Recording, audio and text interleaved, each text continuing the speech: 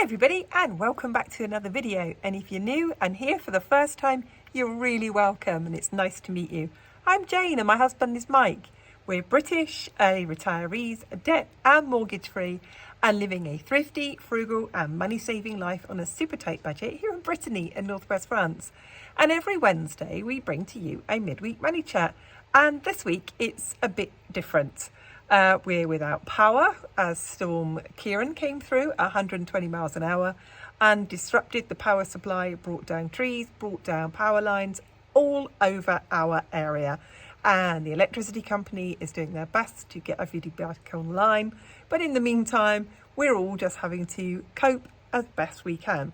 So this week we're going to share with you how we are doing that, how we are managing on a budget without power, the alternatives that we're using, how we're staying warm, how we're staying clean, how we're stopping our food from going off, how we're cooking, how we're doing the laundry. So I hope you find the video interesting, and if you do, go on, hit the like button. Let's show you some of the things that we've been up to. I'm going to start off by talking about lighting and the type of lighting we've got. We've got far more than these. You can see here that we've got kind of like tradesmen's lights. These are extremely bright.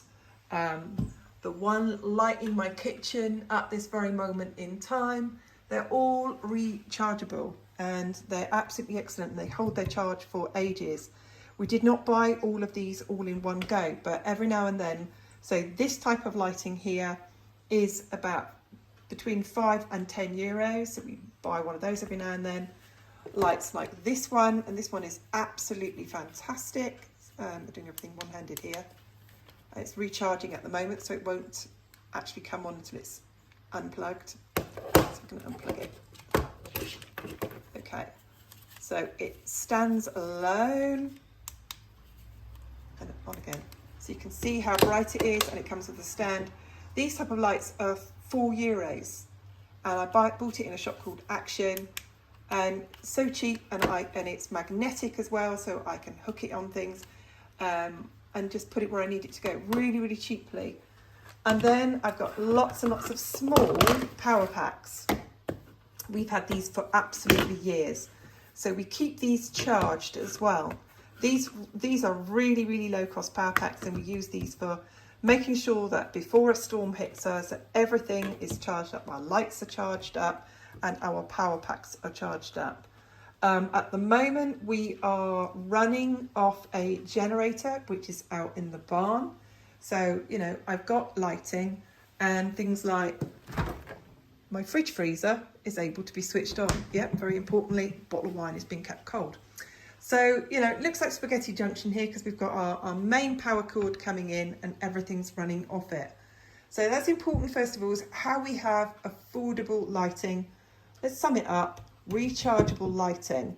Now, if I didn't have a generator and I lived in the city, if I knew a storm was going to hit, I would make sure all these were recharged up beforehand. And I would ration it out by only having one on at a time to make sure the rest of the batteries lasted. Let's talk food. Now, as I've said to you, I have a generator and that is running our fridge freezer, but we do not run this 24 hours a day. It makes a noise. We wouldn't want it on at night. We wouldn't want the noise of the generator to upset any of the neighbours. So what we do are things like this. We've got, from our cool boxes, these, and we make sure that if we know a storm is coming and you get several days notice, that we freeze these in the freezer. We've also, as you can see here, frozen bottles of water. We also made sure beforehand that we'd eaten as much as we could from the freezer. So there's not a lot in here at the moment, and it meant that there is less to use, less to lose. As it is, we haven't lost any food at all. But there's another example of what we have done on a budget. So like I showed you again, some strength please, Jane. We freeze the bottles beforehand. And if I lived in a city where I couldn't have a generator, I would definitely do that beforehand. That really doesn't cost much at all. It's a great way just to keep your food going a little bit longer and lose a little bit less of it. So you know a storm's coming, eat up as much as you can beforehand and make sure you've got some more packs in the freezer to keep it frozen. So more about food and affordable ways of cooking. These type of, I would call this an off-grid cooker, are very common here in France. So you have a cooker that runs off a butane bottle, very different from propane. Propane is for outside, butane is safe for inside. We bought this secondhand. You can buy a secondhand gas cooker here for 50 euros up to 100 euros, and they're really useful. So you can see it has a gas oven, it has 4 burners, and that is something that, you know, I really wouldn't be without now. Now, we would normally keep this in our basement, and when I'm canning in the summer, I use that, so I haven't got the heat in my house. So that little noise is my little dog there having a drink. So yeah, that's something affordable for us. Like I said, I bought it secondhand. I keep it in the basement. We keep it in good order. It's got a gas pipe connecting the cooker to the gas bottle that we check on the date, and it has so many years of life on it. There we go. Another way we affordably cook when the power goes down, and like I said, it's happened every year up to 5 days. Let's talk about having hot drinks, and they are so important, aren't they? And things that we have bought over time. We haven't bought these all in one go. You can pick up in charity shops these brilliant mocha pots that make the coffee for you. They seem to be everywhere here. They're not expensive at all.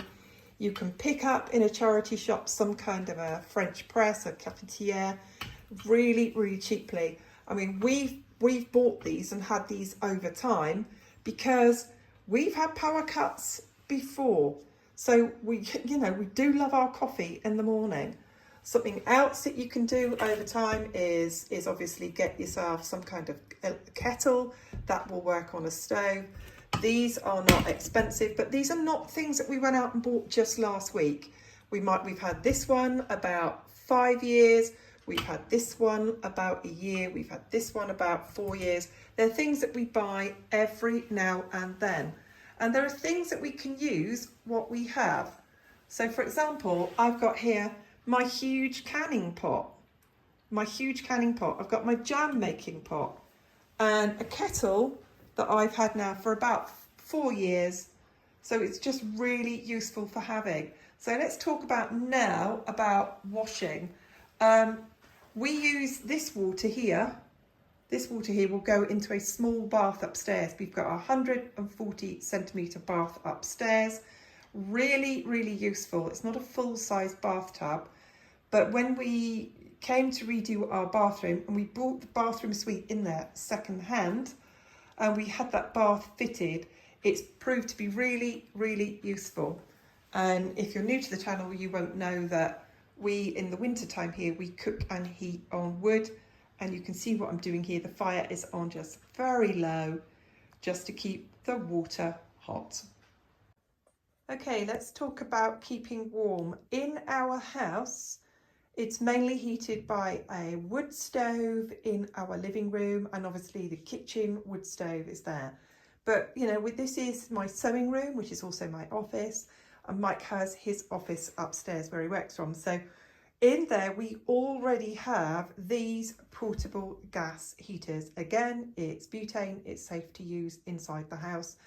These are common to have here. And often people will buy these, maybe they're renovating a house, they'll buy a portable gas heater, and then they will sell them on. So both of our gas heaters that we've got here, and ours is like a little flame effect fire in there. Both of the ones that we bought second hand.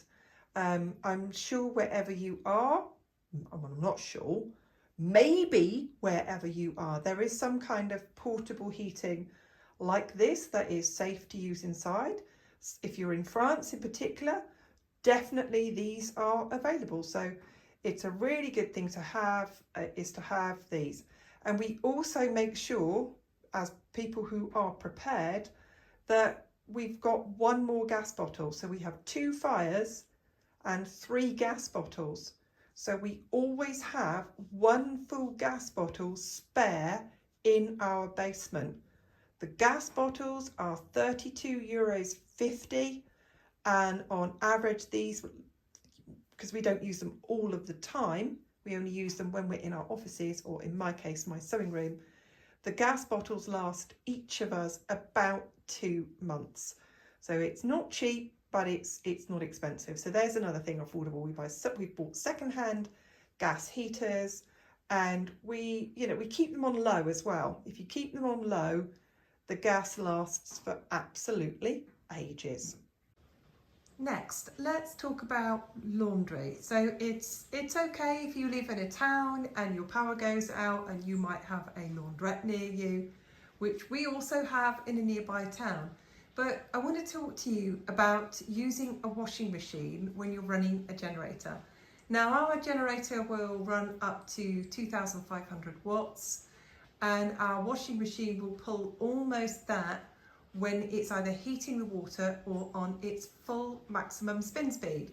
So what we do when we do laundry is that we just turn down the temperature of the water.